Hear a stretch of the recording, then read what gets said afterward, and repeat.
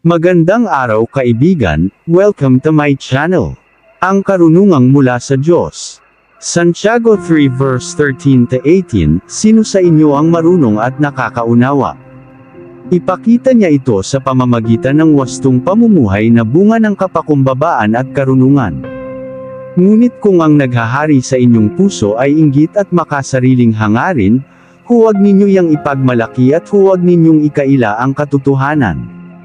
Ang ganyang karunungan ay hindi galing sa langit, kundi makalupa, makalaman at mula sa demonyo.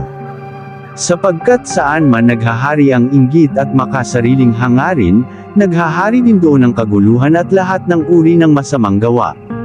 Ngunit ang karunungang mula sa langit, una sa lahat, ay malinis, mapayapa, maamo, mapagbigay, puno ng awa, masaganang namumunga ng mabubuting gawa, hindi nagtatangi at hindi nagkukunwari.